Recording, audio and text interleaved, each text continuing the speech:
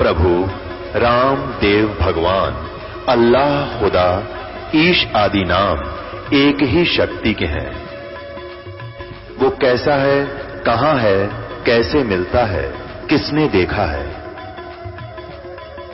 ये प्रश्नवाचक चिन्ह पूर्ण रूप से हटाने के लिए अवश्य सुनिए जगत गुरु तत्वदर्शी संत रामपाल जी महाराज के अमृत वचन, सर्व पवित्र धर्मों के पवित्र शास्त्रों के आधार पर।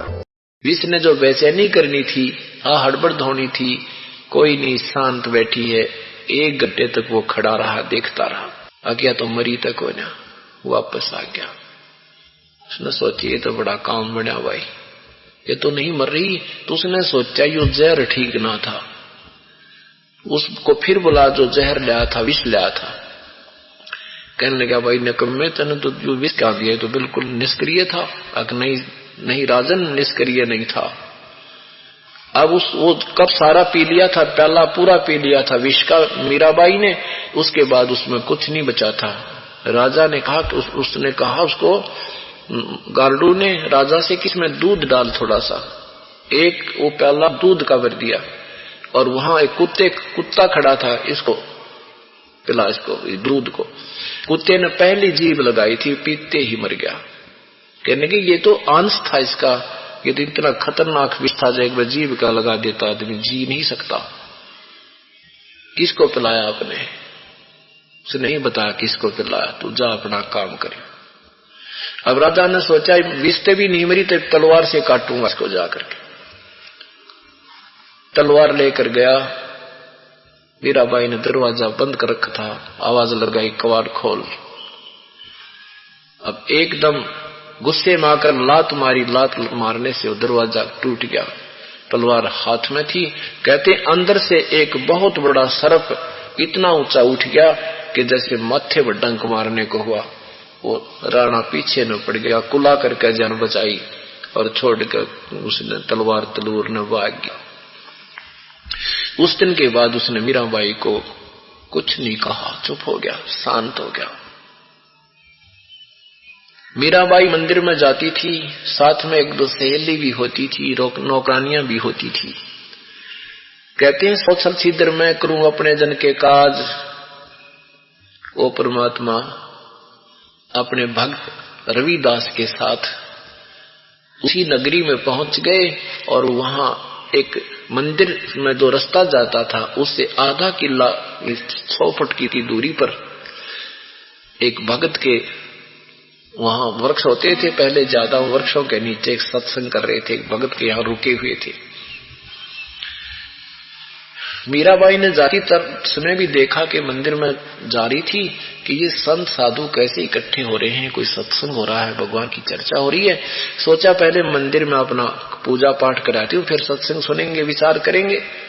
अब जो ही वो वापस आए तो परमात्मा ने सत्संग शुरू किया। कबीर परमेश्वर ने सृष्टि रचना के विषय में बताया कि ब्रह्मा विष्णु महेश ये पूर्ण शक्ति नहीं है, ये स्वयं भी नाशवान है और श्री कृष्ण जी भी नाशवान है। ये इनके आश्रित जो भक्त हैं वो पूर्ण नहीं है, वो भक्ति उनकी पूर्ण नहीं है, जन्म मृत्यु उनकी समाप्त नहीं होती। पूर्ण परमात्मा कोई और है। उसकी भक्ति के संदेश लेकर के मैं आया हूं और मेरी शरण में आने के बाद वो साधना करेगा, उसकी जन्म मृत्यु सदा के लिए समाप्त हो जाएगी। मीराबाई ने ये बात सुनी तो उसको अच्छी नहीं लगी। मीराबाई ने प्रश्न किया कि हे प्रभु आप क्या बता रहे हैं महात्मा जी, श्री कृष्ण से भी ऊपर कोई शक्ति है? कहां बेटी, श्री कृष्ण से भी परम शक्ति, वो पूर्ण ब्रह्म है, असंग ब्रह्मांड का मालिक है। ब्रह्मा विष्णु महेश नाशवान है, इनकी जन्म मृत्यु होती है। अब मीराबाई ने कहा कि भगवान मेरे सामने तो श्री कृष्ण आकर के प्रकट होते हैं, मैं कैसे मानूं आपकी बात? परमात्मा ने कहा बेटी श्री कृष्ण तो वहां पता नहीं कितने ग्वाल बालों के साथ भी प्रकट होते थे और ना जाने कितनों के सामने नाचा करते थे, लेकिन इस प्रकट होने से, सामने दर्शन होने से ये तो भूत पितर भी बहुतों ने दिख जा रहे हैं, लेकिन ये मोक्ष मत समझना, भक्ति विधिवत करोगी तो बात बनेगी। मीराबाई ने कहा कि प्रभु आपकी बात को कैसे मानूं? प्रभु ने कहा कि मेरी बात नहीं मानती है तो आपके कृष्ण जी से पूछ लेना कि तेरे से ऊपर कोई शक्ति है कि नहीं, और वो क्या जवाब दे मुझे कल बताना। मीराबाई ने जाकर के प्रभु याद किया, श्री कृष्ण प्रकट हुए, उनसे पूछा कि परमात्मा मैंने ऐसे ऐसे सत्संग सुना है, एक संत है कबीर नाम के, वो कह रहे हैं कि कृष्ण से भी ऊपर कोई परम शक्ति है। श्री कृष्ण जी ने कहा कि मीरा शक्ति तो बहुत प्रबल है, लेकिन उसकी प्राप्ति के लिए हमने भी खूब प्रयत्न किया, वो मिलती नहीं, क्यों व्यर्थ प्रयत्न करे तू। अब मीराबाई को धक्क देसी हुई रहते की इन भगवान खुद स्वीकार करते हैं कोई शक्ति है, परम शक्ति जो कल्याणकारक है, लेकिन वो मिल नहीं रही, तो फिर इसका इससे सिद्ध है कि वो संत सही कह रहा है। अगले दिन पहुंच गई, चरणों में समर्पण कर दिया, आप मैं आपकी बेटी, आप मेरे भगवान, मुझे नाम दो परमात्मा, हमने तो भगवान चाहिए, यही जन्म के चक्कर में रहना ही है, तो फिर फायदा क्या भक्ति का। कहते हैं एक का चोट सिधारिया जिन मिलन दाचा, जिनको परमात्मा चाहिए और तो एक के झटके में समझ जाएंगे, तुरंत ही ज्ञान हो जाता है। एक देसी भाषा में कहा करते, किसी को ज्यादा गर्मी लग जाती थी ना, बीमार हो जाता था, तो न्यू कहा करते इसने घाम मार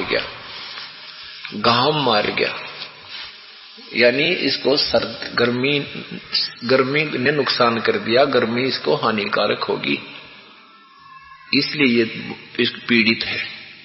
तो कहा करते कि घाम कब मार गया कोई ऐसी बात नहीं, फिर लोग दूसरे बताते थे कि घाम का तो एक चमका ऐसा होया करे, यानी वो पता नहीं एक सेकंड में ही हानि कर जाता है जब विशेष परिस्थिति होती है। तो कहा करते हैं ना, घाम का और ज्ञान का तो भाई चमका ऐसा होता है, यानी ज्ञान होना हो और घाम मारना हो, गर्मी सेधनी हो, हानिकारक होनी हो, वो तो सेकंड में कर जाती हो जाती है। तो ये ज्ञान का और घाम का चमका सा ही होता है, यानी सेकंडों में ही समझ में आ जाना होता है जो पुण्यात्मा होती है उनके। तो मीराबाई के एक बात समझ में आ गई, जो भगवान भी न्यू के ऊपर है शक्ति, लेकिन वो मिल नहीं रही, हमने भी ट्राई कर ली, ये तो भाई आप भी भिखारी, फिर तो कृष्ण जी भी। कहते हैं ना, एक किसान की एक राजा जावा था, किसान ने तुम्बे बो रखे थे मतीरे, राजा को प्यास घनी लगी, उसने वो मतीरा फोड़ कर पानी पी दिया, राजा बड़ा प्रसन्न हुआ, भैया तो बड़ा बढ़िया शरबत है, और कहा किसान कभी मेरे पास आना, तो कोई दिक्कत हो क्या की जरूरत पड़ा था। कुछ दिन के बाद वो किसान चला गया, किसान के नाम उसने पर्ची दे रखी थी कि इस पर्ची को लेके आना, तेने रोका कोई नहीं। वहां देखा तो वो राजा खुद भगवान से याचना कर रहा है, प्रणाम कर रहा है, स्तुति कर रहा है। वो किसान पहुंच गया, उसने देखा भी राजा से मिलना है, वहां खड़ा था सेवक, भाई इन भक्ति कर लेने दो फिर मिल लिए। तो राजा जब आया, उसने राजा से पूछा किसान ने कि भाई क्या कर रहे थे आप? कि मैं भगवान की स्तुति कर रहा था, अपने राजकाज को सुखी करने के लिए भगवान से कुछ मांग रहा था। किसान बोला, रहा मैं तो सोचू था कि मैं तेरे पे मांगना हूं, तू आगे भिखारी पाया मुझे, फिर तो उसी से क्यों ना मांग लूंगा जिस पर तू मांगे। उल्टा आ गया, मतलब तेरे पे भी के मांगू, तू आ भिखारी। तो ऐसे ही जब मीरा को पता लग गया कि श्री कृष्ण भी आप भी किसी की साधना करता है, और वो कह रहे हैं कि मैं उस परमात्मा की साधना बताऊं, तो सारी सृष्टि उसकी पूजा करती है, और ब्रह्मा विष्णु महेश भी उसी की साधना करते हैं। मीराबाई ने सोची बात तो बिल्कुल सही है, उस महापुरुष की सारी समझ मान की बात है। तब मीराबाई ने समर्पण कर दिया परमात्मा को आकर के। प्रभु ने कहा, बेटी उपदेश से बात बनेगी। मीराबाई ने कहा कि प्रभु उपदेश दे दो। अब मीराबाई ठाकुर की लड़की थी, परमात्मा ये देखना चाहता था इस लड़की में आत्म कल्याण के लिए कितना ज्ञान है, कितनी श्रद्धा है। इसलिए परमात्मा ने कहा कि जा मीरा, वो संत बैठे हैं, रविदास जी थे साथ में, उस भगत से नाम ले ले। रविदास जी के पास गई। रविदास जी को परमात्मा ने संकेत कर दिया था कि तेरे पास लड़की आओगी और इसको जो है ना तू नाम देना, और इसको बताना कि मैं चरमकार जाति से हूं, मैं चमार हूं, फिर ये क्या प्रतिक्रिया करती है, इसके अंदर की भावना देखनी है हमने। अब श्री मीराबाई आदरणीय रविदास साहिब जी के पास गई और कहा, प्रभु मुझे उपदेश दे दो। रविदास जी ने कहा कि बहन, आप ठाकुरों की लड़की हो और मेरा नाम रविदास है, मैं चमार जाति से हूं और दुनिया तुझे ना जाने क्या क्या कुछ कहेगी, सोच ले तू। और गुरुजी से नाम लेने के बाद फिर मन में जब तेरे कोई दुर्भावना आ गई तो तेरा नाम नहीं रहेगा। फिर लोगों के कहने से तू मन में न्यू आ गई ना, मैंने किसते नाम ले लिया, चमारते नाम ले लिया और मन में तेरा खोट आ गया, तो बहन ये नाम खत्म हो जाएगा तेरा। मीराबाई कहने लगी, महाराज आप मेरे पिता, मैं आपकी बेटी, बाढ़ में जाओ ये संसार, मुझे अपना कल्याण चाहिए। आप मेरे पिता, मैं आपकी पुत्री, आप मुझे नाम दे दो, मैं नहीं सुनना किसी की। परमात्मा ने उसको कह दिया था रविदास को कि नाम दे देना, ये आदेश हो गया था भगवान का। रविदास जी ने उनको उपदेश दे दिया प्रथम मंत्र। अब मीराबाई पहले तो मंदिर में जाती थी दिन में, वहां परमात्मा 15-20 दिन रुके और ज्यादा स्टे कर दिया। वह लड़की रात्रि के समय सत्संग में आने लगी। अब रात्रि के समय सत्संग में आने लगी तो उसने देख ही लिया था उसके देवर ने कि न तो ये जहर से मर रही है, न कांटे से कट रही है, इसका रक्षक भगवान है। अब इसने क्या करूं, इसका इलाज, इसने दूनी बेइज्जती करवा दी।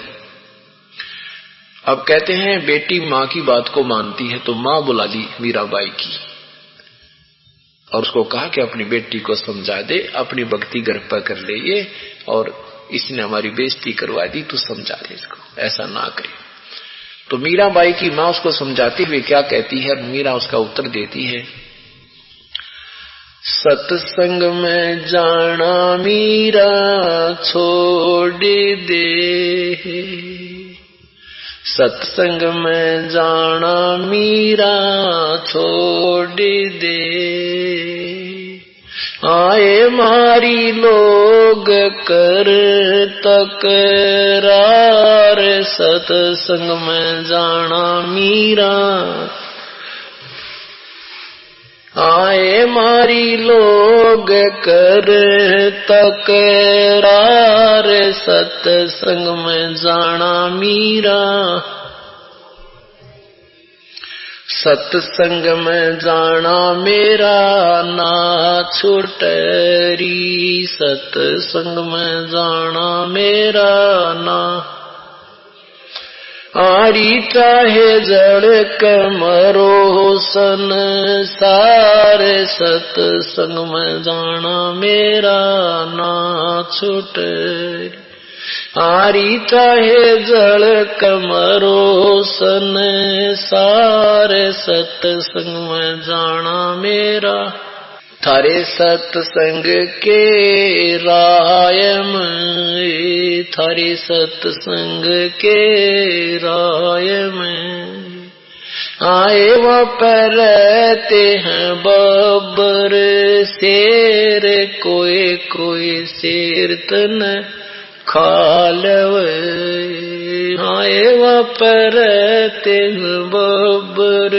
शेर, कोई शेर तन खालवे, जब गुरुओं की मेरे फेरी, मारे सतगुरु की मेरे फेरी, आरी व तो शेरों के गिद्दड़ बने जाव, सत्संग में जाना मेरा ना छोटरी, आरी व तो शेरों के गिद्दड़ बने जाव, संग में जाना मेरा ना,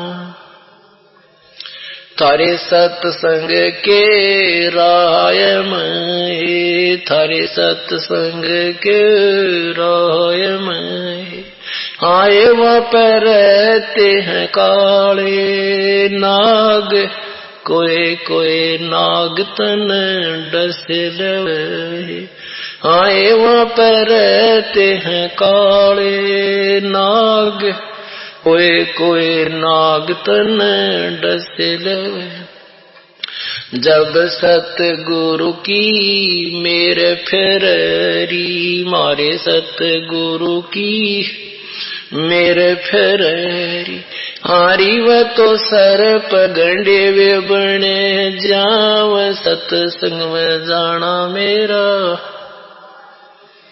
हारी व तो सर्प गंडे वे बने जाव सत्संग में जाना मेरा ना छोटरी सत्संग में जाना मीरा छोड़े आए मारी लोग करें तकरार सत्संग में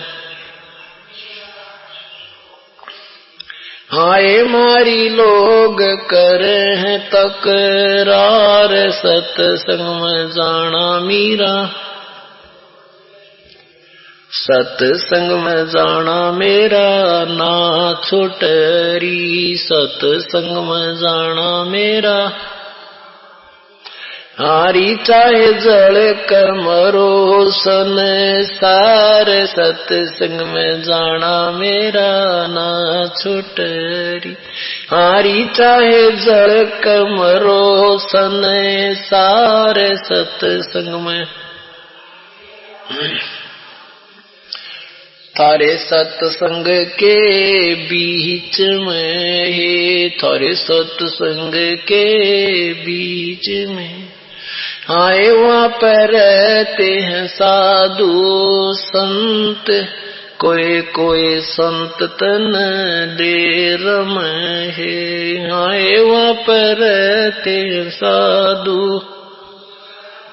कोई कोई संत तन ले रम है तेरे री मन में माता पाप है री तेरे री मन में माता पाप है री संत मेरे माँ बाप है री संत मेरे माँ बाप है हारी ये तो कर देंगे बेड़ा पार सत्संग में जाना मेरा ना छूट हारी ये तो कर देंगे बेड़ा पार सत्संग में जाना मेरा ना छूटरी सत्संग में जाना मीरा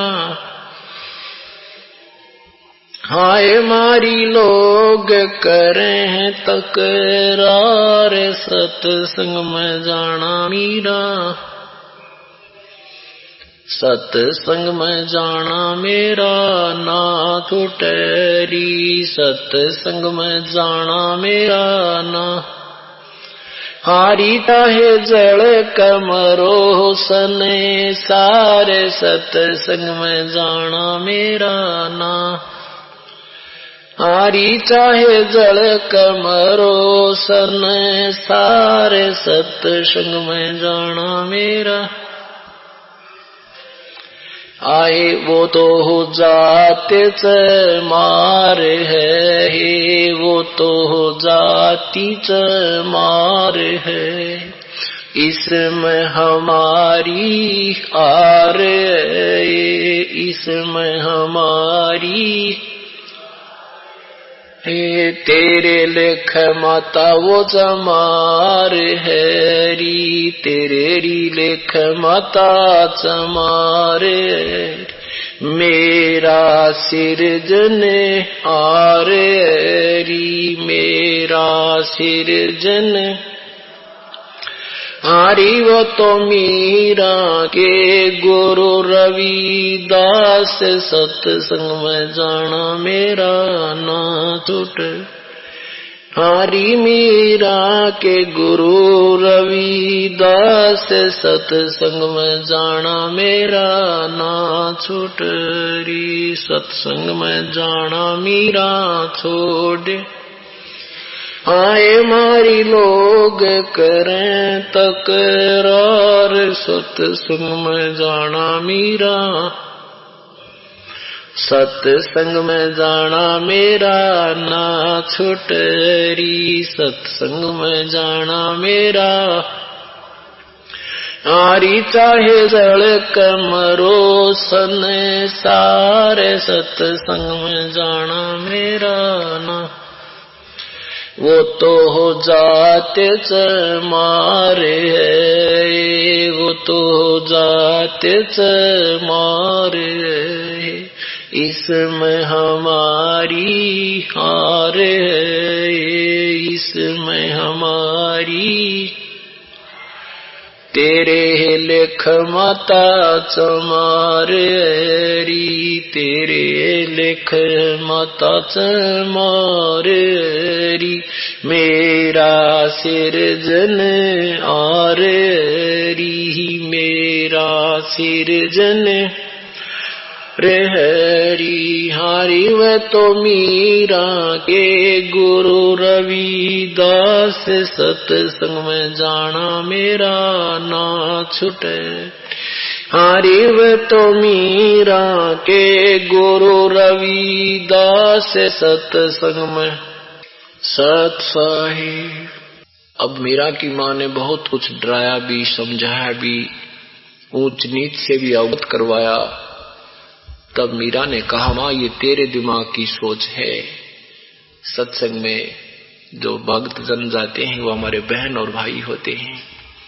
हम एक दूसरे को देखकर वहां भक्ति में दृढ़ होते हैं, और तू एक जाति पाति में उलझी हुई है माता। भगवान के दरबार में ना कोई जाति है ना कोई मजहब है, ये तो हमने ही बाड़ बना रखी है। ये दीवार बीच में डाल के एक दूसरे के हम दुश्मन बने बैठे हैं, ऊंच नीच बना बैठे हैं। ये काल का जाल है, तू नहीं समझ सकती। तेरी बुद्धि तो बहुत दूर घूम रही है भगवान से। और जिसको तू चमार कहती है, नीच समझती है, ये मेरे लिए सिरोधार्य है, मेरा गुरु है, मेरा भगवान है। अब यहाँ क्या है कि फिर उसके बाद मीराबाई अब नहीं मानी। मीराबाई ने के साथ एक उनका पितसरा था, बहन नाम था उसका।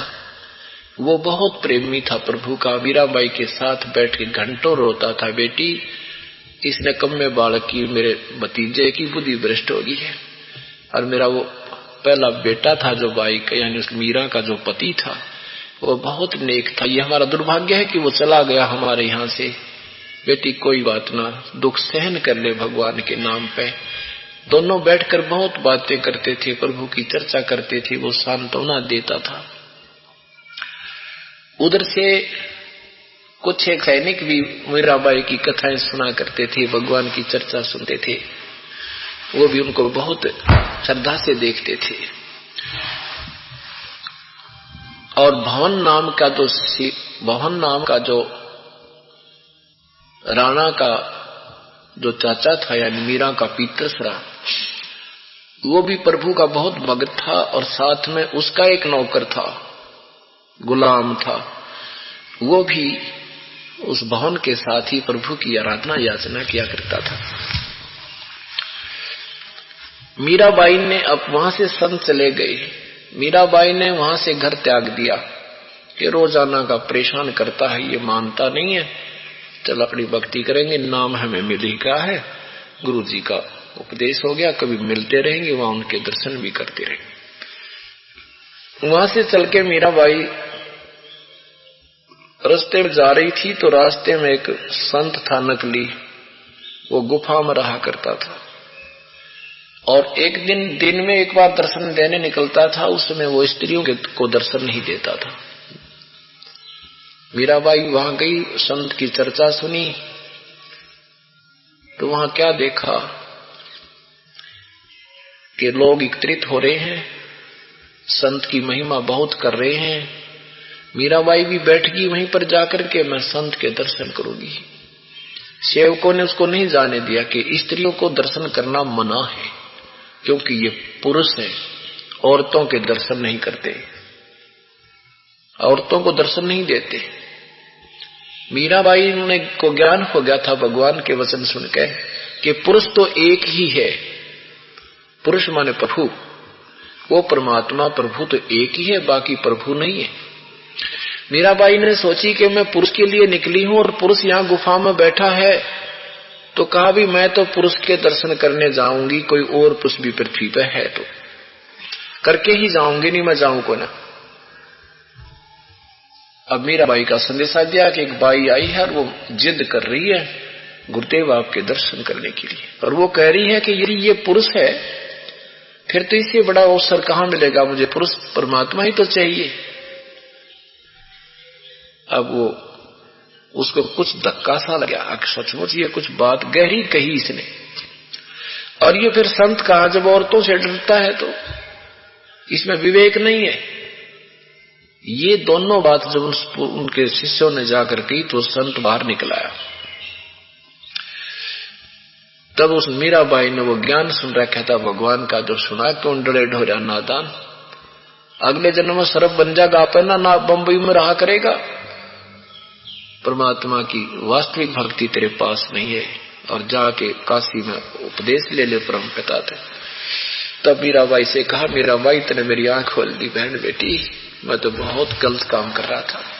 अब समझदार व्यक्ति पुण्यात्मा होती है, परमात्मा उन बच्चों को किसी न किसी के माध्यम से जोत जगा ही देता है। उस संत ने भी अपने शिष्यों से भी कह दिया भी आना होता है जो मेरे साथ में, मैं तो कति ड्रामा कर रहा था। मीराबाई के ज्ञान को सुनकर परमात्मा से प्राप्त जो ज्ञान उसके पास था। अब मीराबाई उस नगर को त्याग कर वृंदावन में रहने लगी। उधर से उस राजा के राज्य में दुर्भिक्ष गिरने लगी, अकाल मृत्यु होने लगी, हाहाकार माच की। पहले ऐसी कोई दिक्कतें आती थी तो ये संतों से, ऋषियों से या कोई पत्ते पुत्रे देखने वालों से पूछा करते हुए क्या कारण हो गया मेरे राज्य में, ऐसा क्यों हानि हो रही है। तो उन्होंने बताया, एक ने, दो ने, चार ने, 10 ने, कि आपके राज्य से कोई संत दुखी होकर चला गया, उसको तूने परेशान कर दिया। अब राणा कहता है कि मैंने ऐसा कोई संत परेशान नहीं किया। भवन ने कहा कि क्यों नहीं किया आपने मीराबाई के साथ जो जुल्म किए हैं वो भगवान सहन नहीं कर सका, तेरे जुल्मों से दुखी होकर के वो गई है। तो उन्होंने ये भी बताया था, भविष्य उन जंतर मंत्र देखने वालों ने, पामिष्टों ने और बताने वालों ने, कारण बताने वालों ने, कि वही संत वापस आए तो तेरा राज ठीक रहे, नहीं तो ये जुल्म होता ही रहेगा। अब उसने, राणा ने कहा भी कौन ला सकता है फिर मीरा को वापस। 2 सैनिक खड़े हुए, 2 सेवक सैनिक खड़े हुए कि हम ला सकते हैं, हमारी बात को बहन नहीं मोड़ेगी, हम उनसे खूब परिचित हैं, हमारी घंटों चर्चा होती थी। अब राजमाभिमान बहुत होता है, बकवाद भरी होती है कोरी उनमें। तो राजा ने जब वो चलने लगे कि कहा कि अगर वो नहीं आई तो तुम क्या करोगे, तुम्हें इतना विश्वास है? हाँ जी विश्वास है, अगर वो नहीं आएगी तो हम भी वापस नहीं आएंगे, वहीं जान दे देंगे। अगर वो हमें मिल गई तो हम वापस नहीं आएंगे, लेकर ही आएंगे, खाली नहीं आएंगे। अब वो दोनों ढूंढते ढूंढते वृंदावन पहुंच गए। मीराबाई से बहुत प्रार्थना, उससे पहले परमात्मा पूर्ण ब्रह्म कबीर साहब मीराबाई के पास गए। मीराबाई से कहा, बेटी वो जो नाम रविदास से तूने लिया है वो पूर्ण नहीं है, अब मंत्र मैं दूंगा आपको, सतनाम, ये सतनाम प्राप्त कर तू। तो मीराबाई को परमात्मा ने नाम दिया, फिर उसकी विधि बताई, फिर डट के भक्ति की। अब उसके बाद फिर वो दोनों वहां पहुंच जाते हैं सैनिक। उन सिपाहियों ने जाकर कहा, बहन आप चलो, वहां बहुत बुरा हाल हो गया है, राजा अपनी गलती क्षमा याचना कर रहा है, कभी कुछ नहीं कहेगा तुझे। मीराबाई बोली, भाई मैं तुम्हारे से ज्यादा जानती हूँ उस निकम्मे ने, अब मैं वापस नहीं जा सकती। अब उन्होंने कहा, बहन हम ये कहकर आए हैं कि हम नहीं वो नहीं आएगी तो हम भी नहीं आएंगे, हमारे बाल बच्चों की तरफ देख ले तू। मीराबाई बोली, अगर मैं मर जाती और तुमने ना यहाँ मिलती तो फिर क्या करते, कि वो तुम्हारी मजबूरी थी, फिर तो हम कह देते वो मर गई। बोली, भाई चल तुमने कह दियो जाकर। वहीं खड़ी हुई, एक तारा ले रखा था, भगवान के गुण गाती गाती, सिमरन करती करती, और उस भगवान श्री कृष्ण की एक मूर्ति थी पत्थर की, उसके अंदर समा गई। उनके आंखों देखते देखते उस पत्थर की मूर्ति के अंदर समावेश कर गई। अब वो दोनों देखते रह गए। कहा आकाशवाणी हुई, जाओ भाई वो कह दियो वह मर गई। अब वो दोनों वापस आ गए। वापस आए तो उधर से वो उसका चाचा, जो राणा का चाचा भवन, और उधर से वो राजा उसका भतीजा, वो घोड़े को लेकर, घोड़ों पर सवार होकर के कहीं जाने की तैयारी कर रहे थे, दूसरे देश, नगर में, या कैसे भी कोई शिकार खेलने जाया करते, शिकार भी खेलने जाते थे। तो कुछ दिन पहले वो महामंत्री था, ये क्या नाम है, भवन जो है इसका महामंत्री था, किसका, राणा का, क्योंकि अपना कॉन्फिडेंस चाचा उसने महामंत्री रखा था। और एक बार वो राणा के साथ भवन, उनका महामंत्री, तो उसने गर्भवती मृगणी को काट दिया था। गर्भवती मृगणी उसकी तलवार से शिकार कर दी थी, और वो तड़प तड़प का माँ बेटा दोनों मर गए थे। उस दिन के बाद वो मीराबाई से आकर उसने बताया कि बेटी आज मेरे से ये गलती होगी। मीराबाई ने कहा, चाचा तेरे जुल्म कर दिया, आप भक्त नहीं बन सकते, आप भक्ति नहीं कर सकते, ऐसे नरसंहार करते हो, आपके बच्चे ने, आपकी पत्नी ने कोई काटे गर्भवती को, कैसा दुख हो। उसके बाद वो भवन भगत बन गया था और मीराबाई का हर संकेत समझने लग गया था। और मीराबाई ने उसको भी कबीर परमात्मा से वहां उपदेश दिला दिया था, तो वहां वो भक्ति कर रहा था। उसके बाद उसने क्या किया कि राजा के साथ नहीं जाऊंगा तो ये नाराज होगा, तो भवन ने अपनी तलवार काट की बनवा के और म्यान में फिट कर ली थी कि आगे से मान ले इसके साथ जाना भी पड़ जाएगा, तो कोई शिकार करना भी पड़ गया तो उसने लकड़ी की मार मूर दूंगा, वो बेहोश हो जाएगी, नौराजी हो जाएगा, शिकार खेल लिया और हंसा ना होगी, फिर ठीक हो जाएगी। कि मैं ना किसी को मार दूं, बेशक मुझे ही शेर खा जावे, इस दृष्टिकोण से काट की तलवार डाल ली। एक दिन उनके दूसरे मंत्रियों को पता लग गया कि भवन तो काट की तलवार रखता है, लकड़ी की। अब उन तुगलखोर व्यक्तियों ने राजा से कहा, राजा ये आपका चाचा आपका दुश्मन है, ये तो लकड़ी की तलवार रखता है, आपको कभी मरवा देगा वहां पर। अब राजा को विश्वास नहीं हो रहा, भी नो सीधा कहूं कैसे अपने चाचा को, और भाई निकाल तेरी तलवार चेक करूंगा, कभी नहीं करी थी चेक उसने, अविश्वास नहीं किया था। फिर उन कईयों ने कहा, एक ने कहा, दो ने कहा, चार ने कहा, तो चक्कर दिमाग घूम गया राणा का। उसने कहा भाई ठीक है, आदेश दे दिया कि सभी मंत्री महामंत्री अपने अपने हथियार लेकर के लाइन में खड़े हो जाओ, सब किया चेकिंग करूंगा। अगले दिन उन्होंने आदेश दे दिया। अब हो गए खड़े सारे, भवन भी खड़ा हो गया, सबकी तलवार देखता हुआ आ रहा है, सबकी तलवार देखता हुआ आ रहा है। अब ज्यों ही भवन ने सोची आज क्या नौकरी गई, अरियो ने कमा के रखे सजा दे देगा। राजा का दिमाग बहुत खराब होता था, लेकर के याद अपने परम पिता को, और ऐसे वह तलवार निकाल दी, ले जो देखी होगी देख ले, ये है मेरे। जो ही तलवार निकाली तो इतनी स्टेनलेस स्टील की होगी जो कर बिजली चमका करे, इतनी चमक हुई इसकी तलवार में, और काट की नहीं रही। बोलो सतगुरुदेव की जय। अब सारा सभा स्तब्ध रहेगी कि लकड़ी की हमने 2 मिनट पहले देखी इसकी खोल के, और ये कैसे स्टील की बनी। ऐसे भी चमत्कार उस भवन को हो चुके थे, पूरा दृढ़ विश्वास हो गया। उसके बाद भाई भगवान न पड़ा ही तो। अब उधर से वो सैनिक आए उस दिन, जिस दिन मीराबाई से वो मिलकर वापस आए। मीराबाई संसार में नहीं रही। उस दिन भी वो घोड़े तैयार करके दोनों के दोनों, राजा का घोड़ा भी महामंत्री का घोड़ा भी, एक गुलाम पकड़े खड़ा था, और भवन जो अपनी सारी तलवार पूरी डाल के तैयार खड़ा था शिकार जाने के लिए, बाहर जाने के लिए।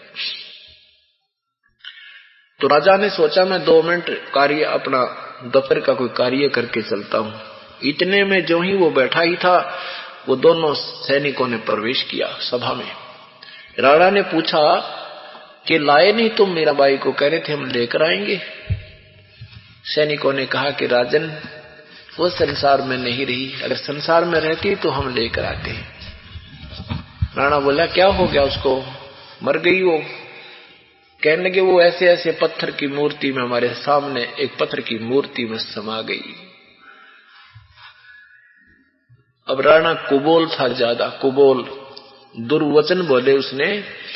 कहने लगा वो मुसलमान कर लिया होगा कोई उसने, यानी जैसे कहते हैं ना, उसने कोई मुसलमान कर लिया होगा, मुसलमान नहीं बन गई होगी, इसलिए जमीन में गडगी, जब जानता आकाश में स्वर्ग में जाती। अब भवन पर ये वचन सहन नहीं हुए। भवन ने कहा कि राजा अपनी जुबान संभाल के बात कर, संत के विषय में ऐसी बात करने से तेरी जीभ पे फालक पड़ जाएंगे, तेने जुल्म कर दिया, ऐसा मत बोला उस पुण्य आत्मा के प्रति। और तू फिर भी नहीं मानेगा, तू इंसान नहीं शैतान है। अरले में स्वर्ग जाता हूं, सशरीर जाता हूं और घोड़े समेत जाता हूं। इतना कह करके और घोड़े पर छलांग लगा कर वो भवन बैठ गया और घोड़ा आसमान पर उठने लग गया नौकर। अब गुलाम खड़ा खड़ा रो रहा कि भगवान मुझे इस नीच के राज्य में मुझे छोड़कर जा रहे हो, मैं भी तो आपके साथ ही प्रभु का भक्त हूं। कहते हैं वो भी लटक गया उस घोड़े के, और सारे के सारे तीनों, घोड़ा भी, वो गुलाम भी और भवन भी, शरीर कहते हैं स्वर्ग में पहुंच गया। बोलो सतगुरुदेव की जय। अब कहते हैं ना, जो जहां तक की टिकट बनवाता है टीटी उड़ेगी बना दे।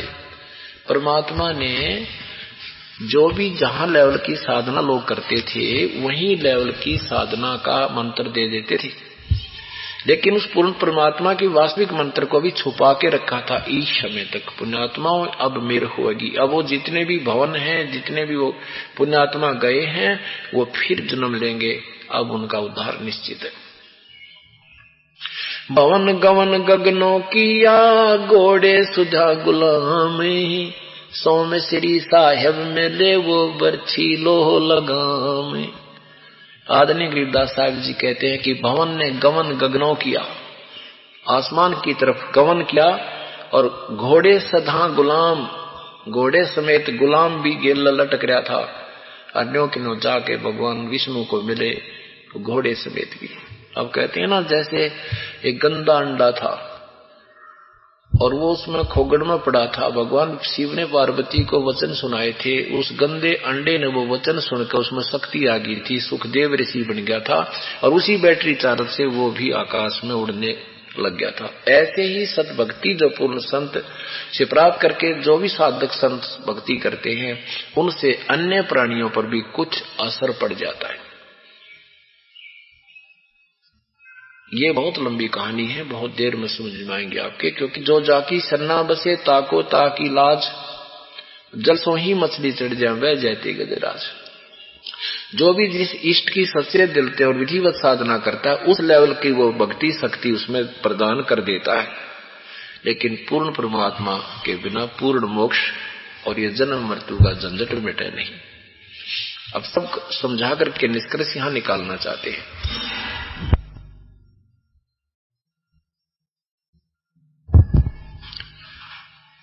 अब क्या बताते हैं, मन तू पावेगा अपना किया रे, भोगेगा अपना किया रे। जैसे तू कर्म करेगा वो भोगेगा, और पूर्ण परमात्मा की शरण में आने के बाद पापों का भोग नहीं होगा।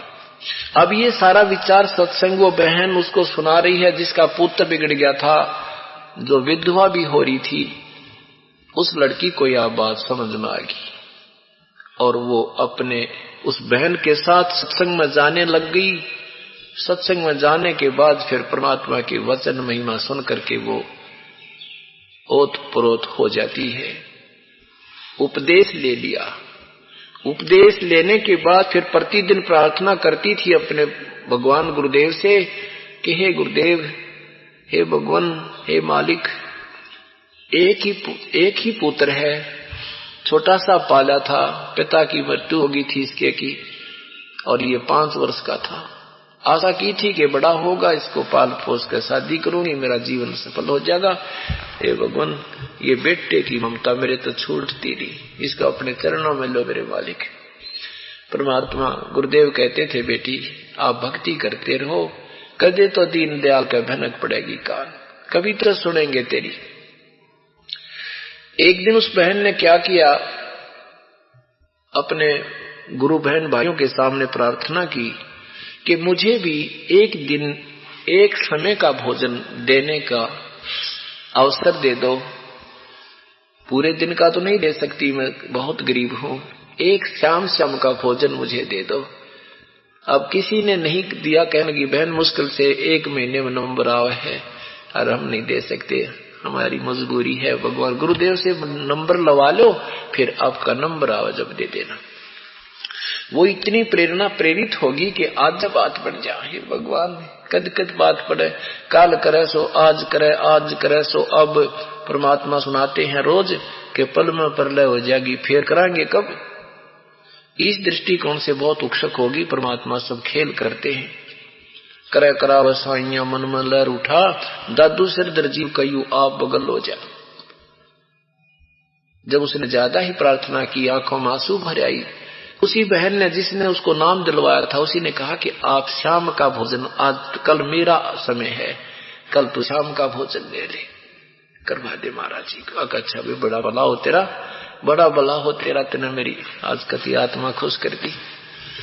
अब उस लड़की ने शाम के समय बड़ा भोजन बनाया, खीर बनाई, हलवा बनाया, रोटी बनाने लगी, और उसी समय बुखार हो गया, भयंकर बुखार हो गया कि 10 कदम चल नहीं सकती, इतनी विवश हो गई। उसने सोचा अपने बेटे को कह दूंगी, आएगा जब, और वो महाराज जी का भोजन दिया होगा। पर विश्वास था कि शायद मना भी कर सकता है, वो अनाड़ी बहुत हो गया।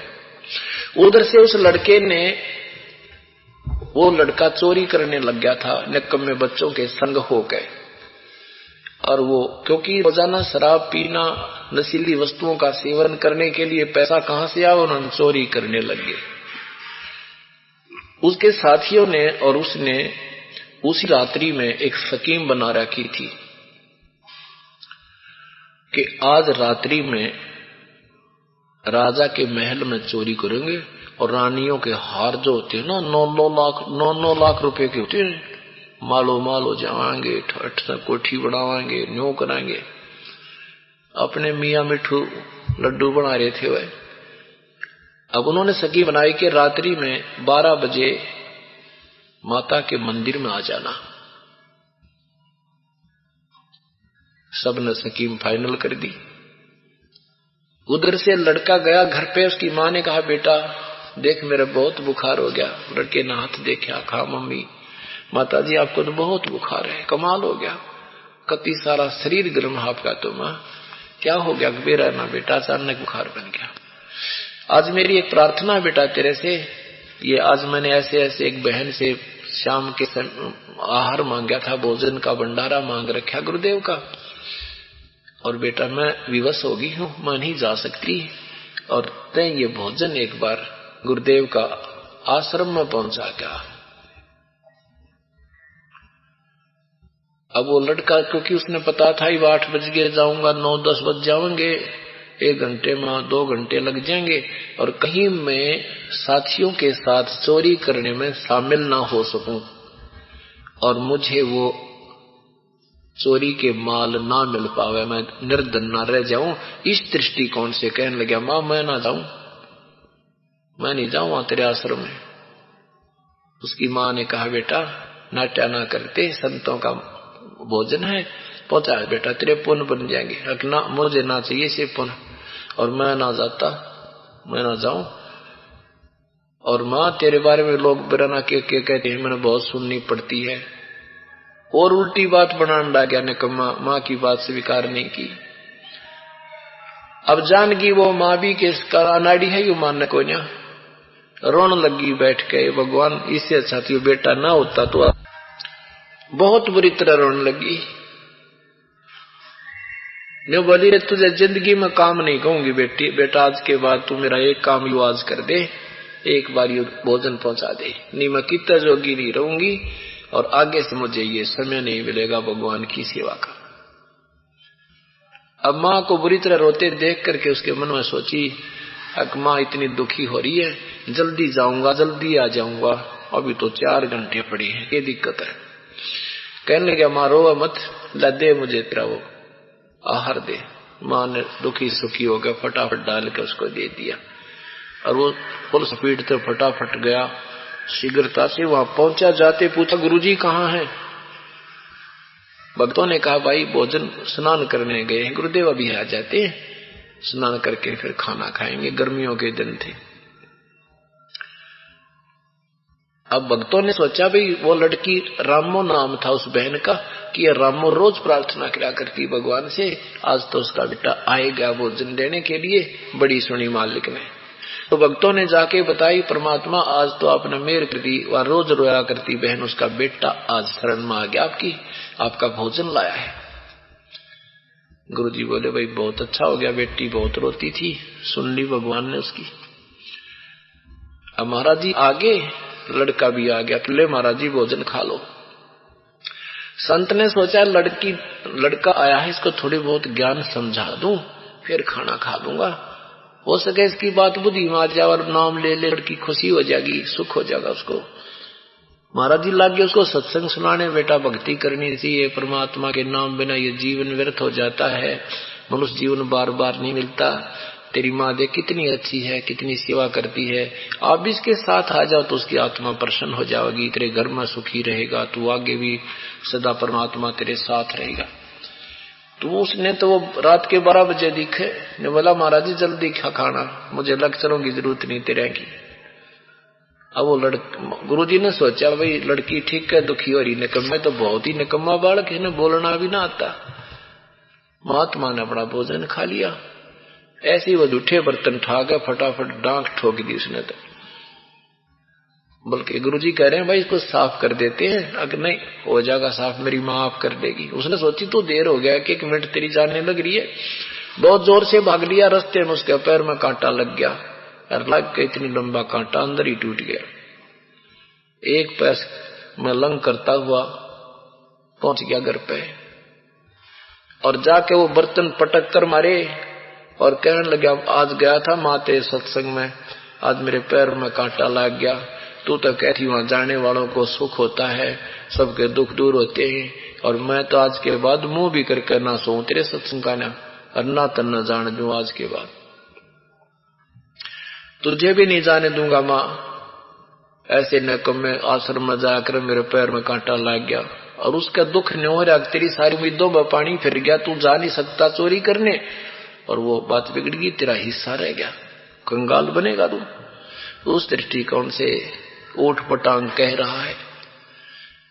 अब वो माई रो रही है, वो बहन, ये भगवान देख किसी मंद भाग है मेरे, आज तक ये गया था, ये भगवान क्या आज ही इसको कांटा लगना था।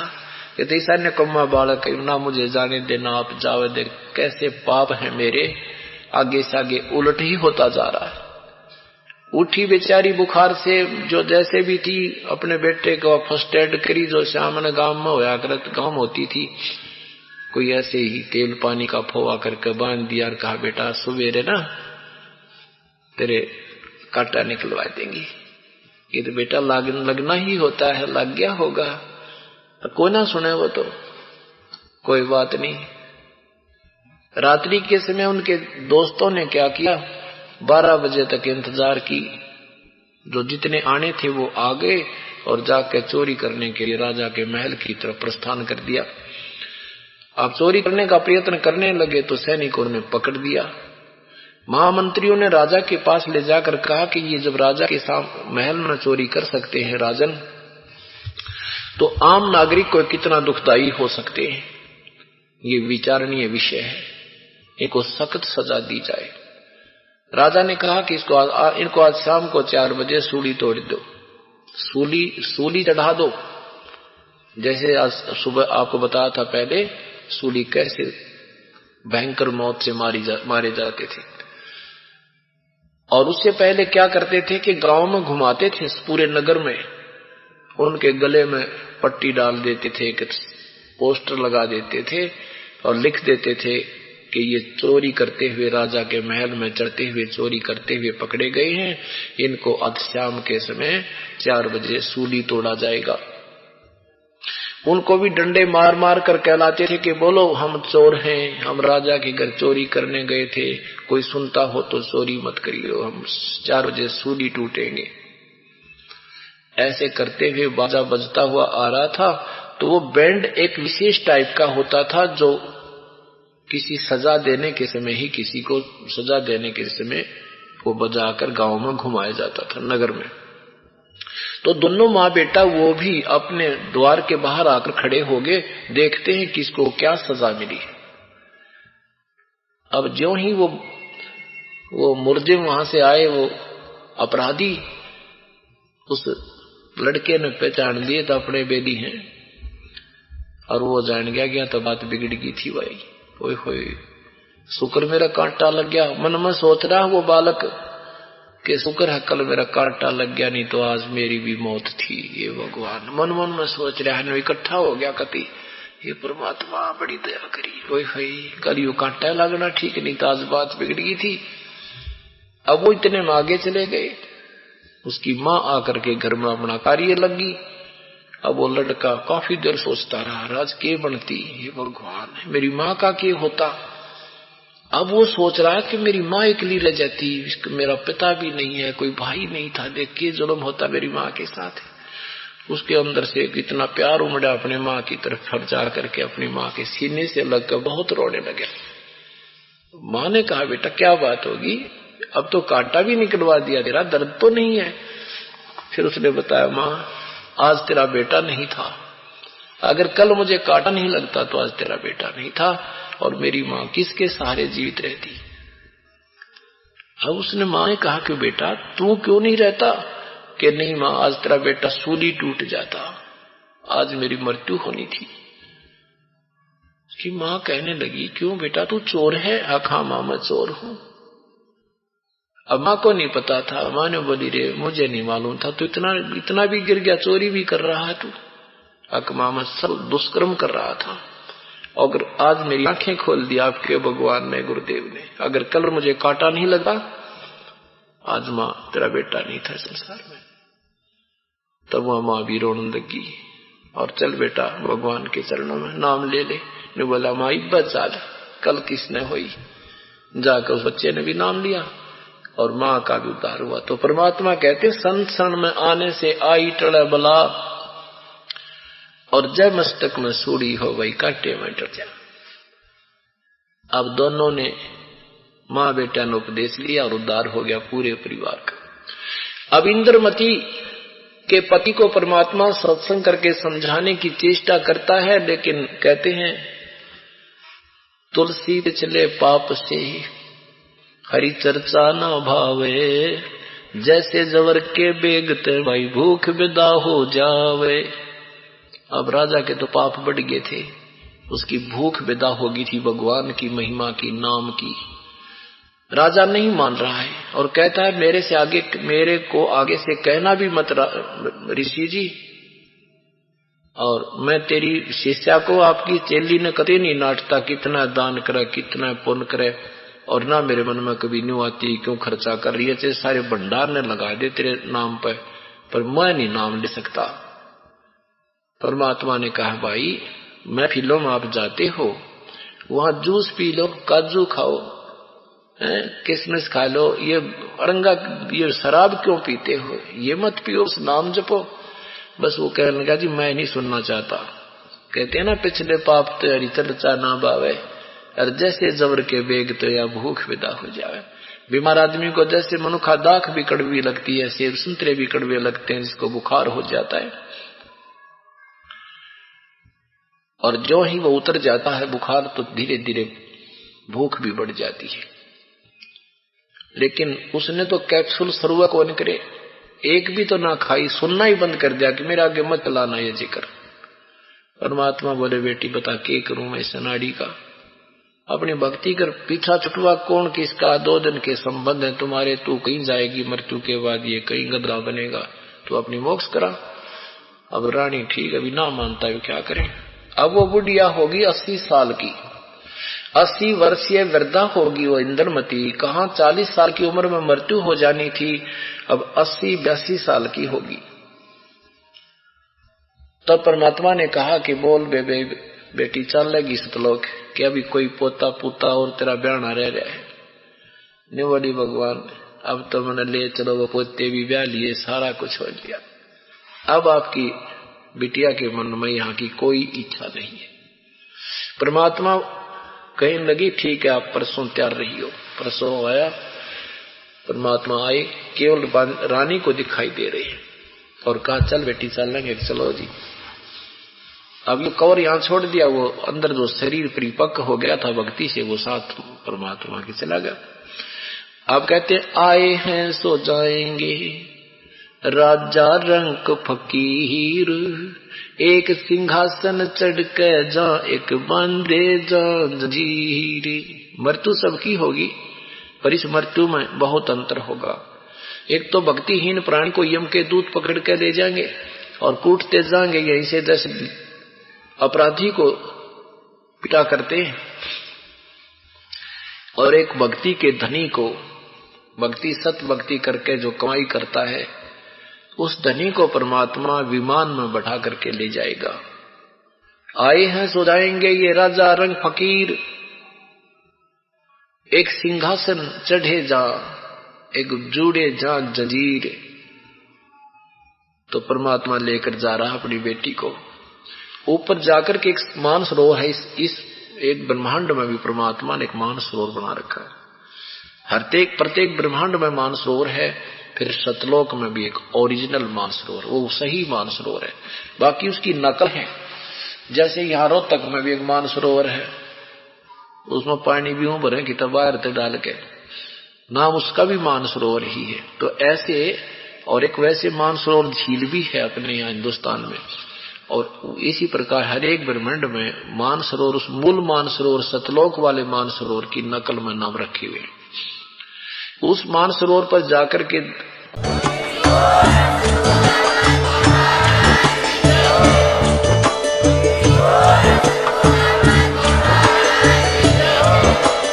आप सुन रहे थे जगत गुरु तत्वदर्शी संत रामपाल जी महाराज जी के मंगल प्रवचन। अधिक जानकारी के लिए विजिट कीजिए हमारी वेबसाइट www.jagatgururampalji.org। संत रामपाल जी महाराज जी के शुभ आशीर्वाद से पूरे विश्व भर में 500 से भी ज्यादा नाम दीक्षा केंद्र हैं, जिन पर संत रामपाल जी महाराज जी द्वारा ऑनलाइन निशुल्क नाम दीक्षा दी जा रही है। अपने नजदीकी नाम दीक्षा केंद्र का पता करने के लिए संपर्क करें 8222880541।